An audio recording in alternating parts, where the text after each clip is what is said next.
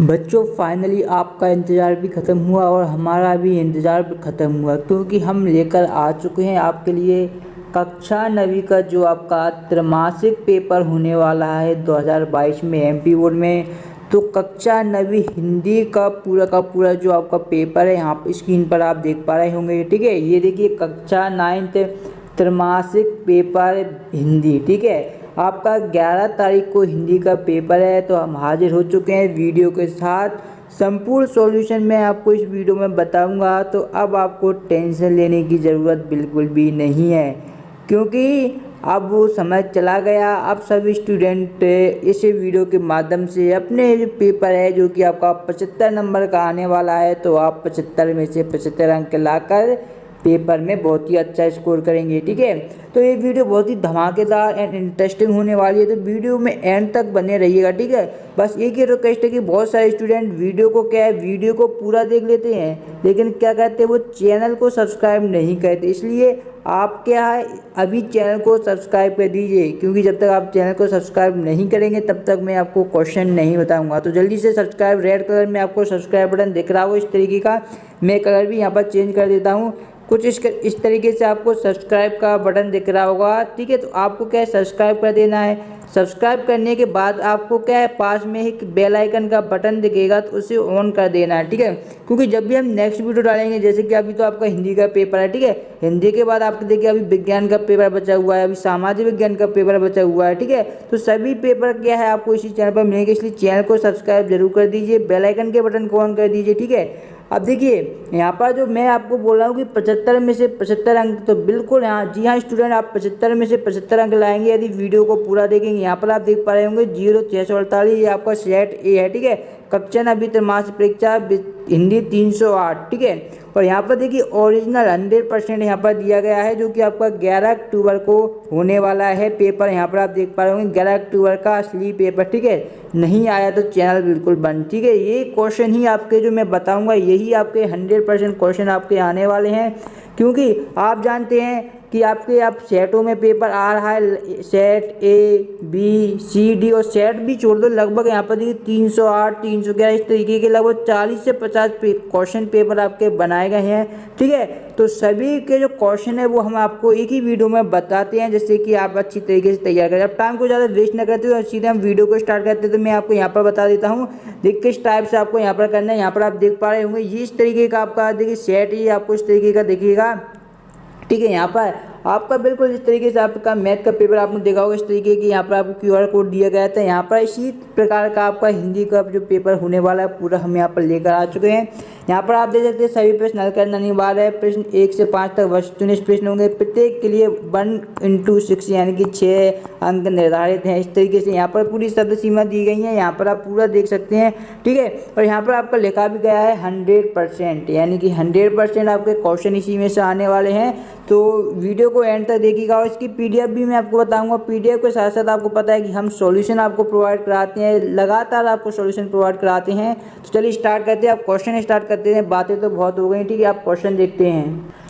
तो देखिए पहला क्वेश्चन आपके सामने बिल्कुल है। यहाँ पर देखिए मैं आपको इन क्वेश्चनों के आंसर इसी वीडियो में याद भी करवा दूंगा। ठीक है, तो अगर यदि आप वीडियो को पूरा देखेंगे तो आपको क्या अलग से क्वेश्चनों को याद करने की ज़रूरत भी नहीं पड़ेगी, क्योंकि मैं इसी वीडियो में आपको सभी आंसर भी याद करा दूंगा। ठीक है, वो भी ट्रिक के साथ। देखिए पहला क्वेश्चन था आपका कि कबीरदास जी की रचना है। ठीक है, हमें बताना है जो कबीरदास जी है उनकी रचना के बारे में बताना। ठीक है, तो देखिए पहला है साकेत, बीजक, कुरुक्षेत्र और यामा। ठीक है, तो जो कबीरदास जी की रचना है वो आपकी है बीजक हो जाएगी। ठीक है, आप जानते हैं कि साकेत है वो कबीरदास जी की रचना नहीं है, साकेत फेमस है। कबीरदास जी आप जानते हैं, कबीरदास जी का आपने कवि परिचय याद किया होगा, तो ये वाला सिंपल क्वेश्चन था, आप याद करते हैं। बीजक उनकी रचना है, फेमस है, तो इसमें कोई ट्रिक वाली बात है ही नहीं, आपको याद ही होगी। ठीक है, तो ये आपका बीजक हो जाएगा, इसे आपको कर देना है।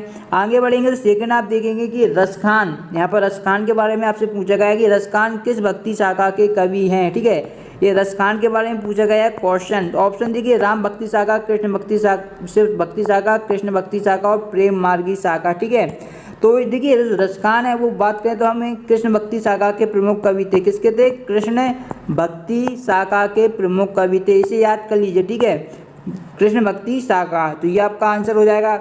अभी देखिए फिर आता है छंद के मुक्तक कितने भेद होते हैं। छंद के हमसे भेद पूछे गए थे, भेद के स्थान पर आपसे यहाँ पर प्रकार भी कहा जा सकता है, ठीक है।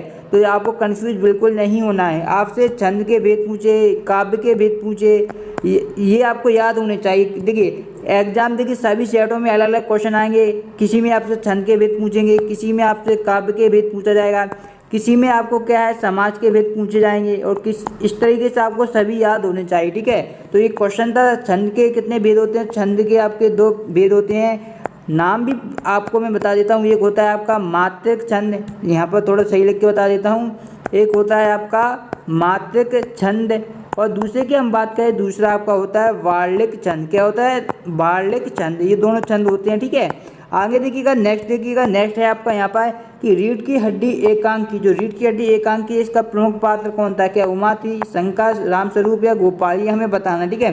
तो जो रीढ़ की हड्डी आपकी एकांकी है, जो आपकी बुक में आपने देखी हुई होगी, आपको बुक में आपने जरूर पढ़ी होगी, ठीक है। क्योंकि बुक से क्वेश्चन आपके आते हैं, तो बुक जरूर हिंदी की पढ़िएगा, ठीक है। अगर आप अभी नहीं पढ़ा तो आपके अर्धवार्षिक एग्जाम के लिए भी आपको बुक जरूर पढ़नी चाहिए, ठीक है। तो देखिए रीढ़ की हड्डी एकांकी के प्रमुख पात्र थी वो उमा थी, ठीक है। उमा, उसके बारे में जो मेन मुख्य पार्ट था वो उमा का ही था। तो ये आपका आंसर हो जाएगा, रीढ़ की हड्डी एकांकी का प्रमुख पात्र उमा, ठीक है। अब देखिए नेक्स्ट दिया गया आपका रंगीला शब्द में कौन सा प्रत्यय है, ठीक है। तो रंगीला को संधि विच्छेद रंग धन ईला इस तरीके से हम कर सकते हैं। तो इसका रंग भी नहीं होगा, इसका सा भी नहीं होगा, इसका ला भी नहीं होगा, इसका सही जो इसका प्रत्यय होगा वो ईला होगा, ठीक है। तो प्रत्यय का मतलब ही क्या होता है? जो लास्ट में लगाया जाता है, ठीक है। प्रत्यय लास्ट में। उपसर्ग क्या होता है? जो उपसर्ग होता है जिसे हम पहले लगाते हैं शब्द के, और प्रत्यय होता है जिसे हम लास्ट में लगाते हैं। तो ये यहाँ पर आंसर दिया भी गया है। सभी आंसर मैं यहाँ पर नोट करके लाया हूँ, तो टेंशन वाले लेने की जरूरत नहीं है। यहाँ पर आप देख पा रहे होंगे ये आपका आंसर दिया गया है, जो कि है आपका ईला, ठीक है। अब देखिए नेक्स्ट दिया गया है कृतिका में आए पाठ में एकांकी का नाम है। तो हमारी कृतिका में एक एकांकी आई है, ठीक है। तो उस एकांकी का क्या है, हमें नाम बताना है, ठीक है। ऑप्शन यहाँ पर दिए गए थे आपके कर्मभूमि, माटी वाली, रीढ़ की हड्डी और जय गंगा, ठीक है। तो ये 4 ऑप्शन दिए गए। इसमें क्या एक हमारी एकांकी है जो हमारी पाठ्य पुस्तक से ली गई, ठीक है। आप चाहें तो अपनी पाठ्य पुस्तक यानी कि बुक को उठाकर देख सकते हैं, या मैं आपको यहीं पर आंसर बता देता हूँ। ये आपका जो आंसर हो जाएगा रीढ़ की हड्डी, ठीक है। रीढ़ की हड्डी इज द राइट आंसर, ये आपका बिल्कुल सही उत्तर है, ठीक है। पूरे क्वेश्चन जितने मैं बता रहा हूँ 100% इनकी आपको याद कर लेने। किसी भी क्वेश्चन को आपको बिल्कुल भी स्किप नहीं करना है, क्योंकि आप जानते हैं जो मैथ में हमने आपको क्वेश्चन बताए थे, क्वेश्चन वही आए, लेकिन क्या केवल संख्या चेंज होकर आई है, क्योंकि आपको सेट अलग अलग बन रहे हैं, ठीक है। सेट अलग अलग बन रहा है, तो सभी सेटों में आपको क्वेश्चन तो पैटर्न तो वही रहेगा, केवल क्या है उसके क्या है अंक चेंज कर दिए गए। तो इसी प्रकार जो आपका हिंदी का पेपर होगा उसमें कहीं आपको देखिए यहाँ पर कभी आपसे छंद पूछा जाएगा, छंद की जगह आपसे अलंकार पूछ लिए जाएंगे, प्रकार से इतना चेंज होगा, और क्वेश्चन में कुछ भी चेंजेस नहीं आएंगे, ठीक है। तो ये आपको हो जाएगा रीढ़ की हड्डी। तो आगे बढ़ते हैं। अब देखिए अब हमारे यहाँ पर रिक्त स्थान दिए गए हैं, रिक्त स्थानों के आंसर ध्यान से देखिएगा, ठीक है। तो देखिए पहला रिक्त स्थान आपका दिया गया था, जो कि आपका था कि काम पर जा रहे हैं। तो हमें बताना है, ये 2 ऑप्शन दिए गए हैं, बच्चे और बड़े। तो इसमें हमें बताना है कि सही आंसर आपका क्या हो सकता है। तो कमेंट में जरूर आंसर दें कि आपका इसका सही आंसर क्या होगा। चलिए मैं ही बता देता हूँ, आप ज़्यादा दिमाग आप ढूंढेंगे फिर आपका टाइम बर्बाद होगा। तो काम पर जा रहे थे, तो ये आपका आंसर हो जाएगा बच्चे काम पर जा रहे थे। क्या हो जाएगा स्टूडेंट? बच्चे जा रहे थे कहाँ पर? काम पर। सेकंड आपका दिया गया था कि रस के प्रकार होते हैं, ठीक है। तो रस के हम बात करें तो रस के 10 प्रकार होते हैं, ठीक है। और रस के प्रकार के साथ साथ इनके आपको क्या स्थायी भाव भी याद होने चाहिए। क्या याद होने चाहिए? दो स्टूडेंट स्थायी भाव, क्योंकि आपसे पूछा जाता है इस प्रकार से क्वेश्चन आते हैं कि बी रस का स्थायी भाव बताइए, उत्साह। करुण का पूछ लिया जाता है, करुण रस का स्थायी भाव बताइए, तो आपको पता होना चाहिए शोक होता है, ठीक है। ये सभी 10 रस के 10 स्थायी भाव आपको याद होने चाहिए। यदि आपके त्रैमासिक एग्जाम में 2 अंक आपके अर्धवार्षिक में 2 प्री बोर्ड में 2 फाइनल एग्जाम में अंक पक्के करना चाहते हैं, तो ये आपको याद होने ही चाहिए। अब देखिए बी रस का स्थायी भाव, जैसा कि मैंने आपको बताया स्थायी भाव, तो 100% ये आपका पका पकाया हुआ क्वेश्चन पूछा ही जाता है, ठीक है। तो वी रस का स्थायी भाव बात करें तो वी रस का स्थायी भाव होता है आपका उत्साह, ठीक है। और जैसे कि मैंने आपको अभी एक रस पूछा था मैंने आपको करुण रस, तो करुण का होता है आपका शोक, ये वाला शोक आपका करुण रस का हो जाएगा, जबकि उत्साह होता है ये आपका वीर रस का होता है। तो दोनों मैंने आपको बता दी हैं, ठीक है। फिर देखिए लेखक के सामने खालिस्तान का फोटो था, प्रेमचंद का था या परसाई का था, तो किसका फोटो था ये हमें बताना, ठीक है। तो इसके हम आंसर की बात करें तो लेखक के सामने जो फोटो था वो प्रेमचंद जी का था। किसका था दोस्तों? प्रेमचंद जी का फोटो था, तो ये आपका आंसर हो जाएगा प्रेमचंद जी। फिर देखिए कलई खुलने का अर्थ होता है पोल खुलना या आंखें खुलना, तो इसमें बताना कि कौन सा जो आंसर है वो सही होगा, ठीक है। तो देखिए जो कलई खुलने का अर्थ होता है पोल खुलना, जब किसी की पोल खुल जाती है तो हम बोलते हैं कि उसकी क्या है, कलई खुल गई, तो ये आपका आंसर हो जाएगा पोल खुलना। अब देखिए फिर समाज के भेद होते हैं, ऑप्शन है 6 और सेकंड ऑप्शन है 5, ठीक है। तो इसका आंसर भी बताइए आप, ठीक है। जितने भी आपको आंसर आ रहे हैं, ठीक है, आप जितने भी मैं ऑब्जेक्ट बता रहा हूँ, मान लीजिए मैंने आपको 50 ऑब्जेक्ट बताए वैसे तो, ठीक है।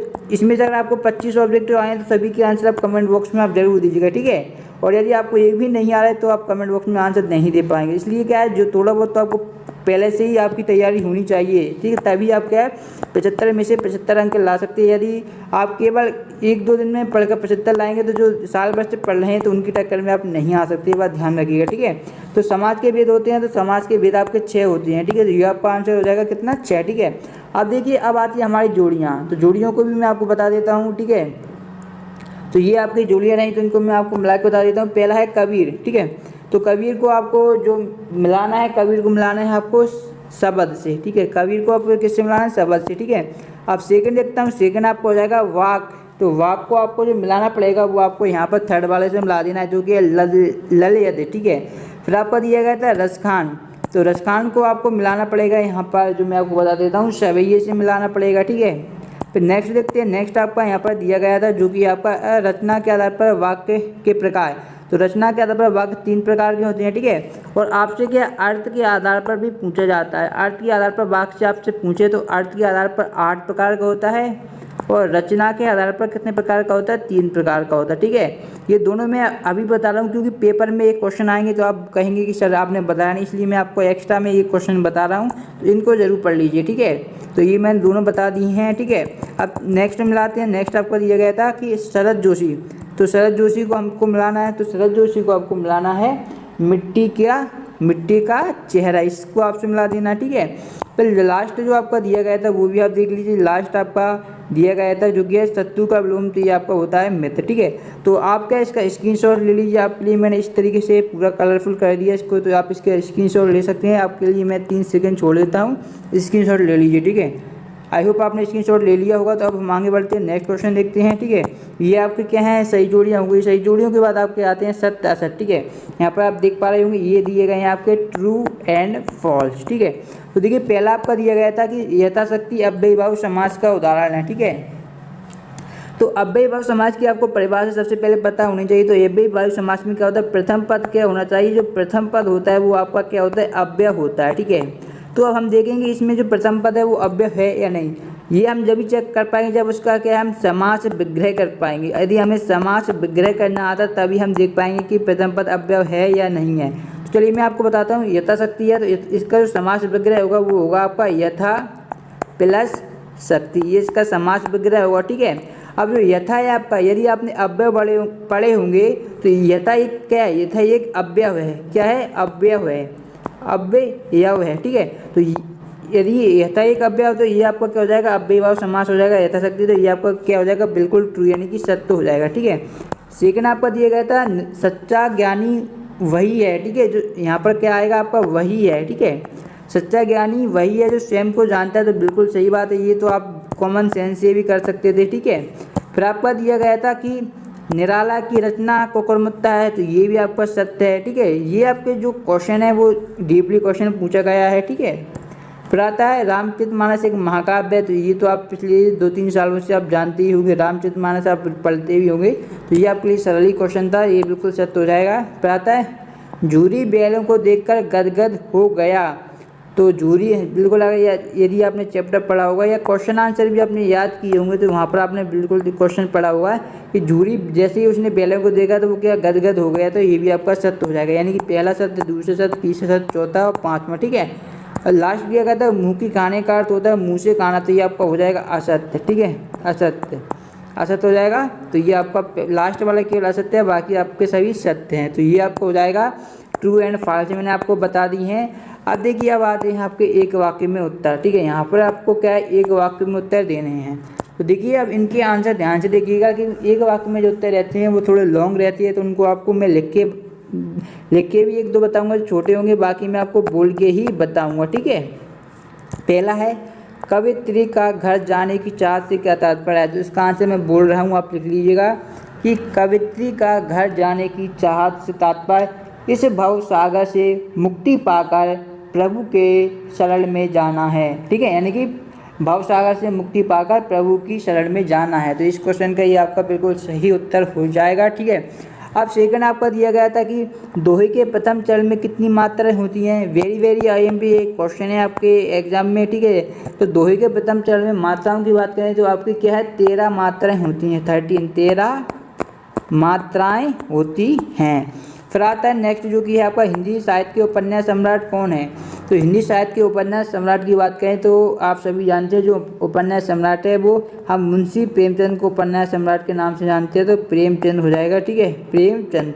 लेकिन आप एग्जाम में आएंगे तो आप पूरा नाम लिख के आएंगे मुंशी प्रेमचंद, ठीक है, मुंशी प्रेमचंद। आप बिल्कुल भी ऐसा नहीं करेंगे कि आप खुद अपने नंबर कटवा दें, तो आपको ऐसा नहीं करना, ठीक है। प्रातः अंधकार का तद्भव रूप लिखिए, तो अंधकार का तद्भव रूप आपका हो जाएगा अंधेरा, ये आपका तद्भव रूप हो जाएगा।